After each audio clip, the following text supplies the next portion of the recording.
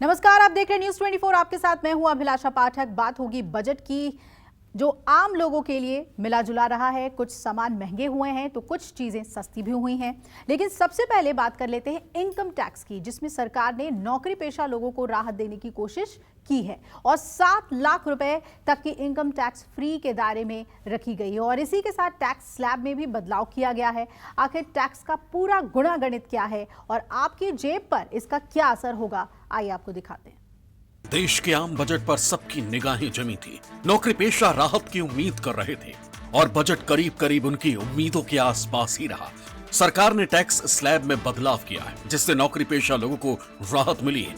7 लाख तक income tax free कर दी गई है। पहले यह सीमा 5 लाख रुपए तक थी।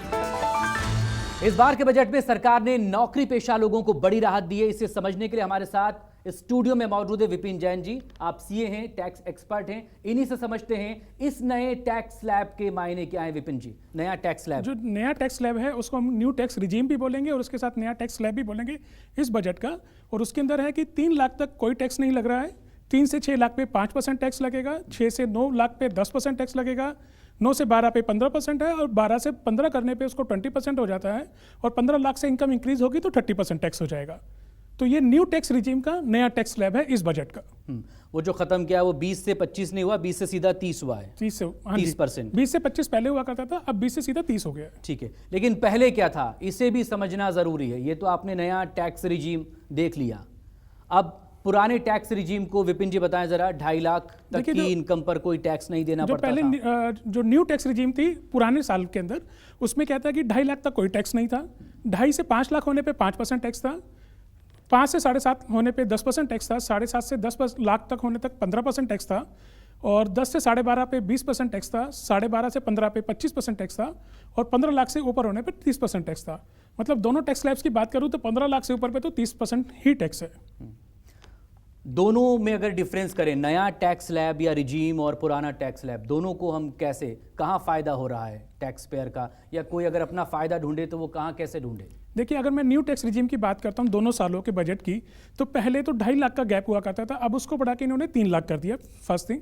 सेकंड थिंग, एक अभी आज सभी ने सुना होगा कि 7 लाख का एग्जेम्पशन आया है। 7 लाख तक कोई टैक्स नहीं है, लेकिन उसको मैं थोड़ा सा करेक्शन करना चाहूँगा। 7 लाख तक टैक्स नहीं है, लेकिन वो उन्हीं के लिए है जिनकी इनकम 7 लाख तक है। अगर आपकी इनकम 7 लाख 1 रुपये हो जाएगी तो आपको पूरा टैक्स देना है according to new tax regime. वहां फिर कोई राहत आपके लिए नहीं, वहां पे कोई राहत नहीं होगी आपके लिए। और पुराना जो था उसमें, देखिए, जो ओल्ड टैक्स रिजीम था उसमें मैं बात करूं तो ओल्ड टैक्स रिजीम के अंदर एक तो बेनिफिट क्या होता था कि आपको हाउसिंग लोन की डिडक्शंस मिलती थी, आपको 80C की इन्वेस्टमेंट्स की डिडक्शंस मिलती थी, 80D की डिडक्शन मिलती थी जो मेडिक्लेम के लिए होता था। वो सारी डिडक्शंस ओल्ड टैक्स रिजीम में होती हैं, जो पहले भी थी और आज भी है। लेकिन इस बार क्या हुआ है, पहले दोनों न्यू रिजीम हो या चाहे ओल्ड रिजीम हो, 5 लाख तक टैक्स नहीं था। लेकिन इस बार गवर्नमेंट ने ओल्ड टैक्स रिजीम को हाथ नहीं लगाया और जो 7 लाख की एग्जेम्पशन है वो सिर्फ न्यू टैक्स रिजीम में दी है, ओल्ड टैक्स रिजीम में नहीं दी है।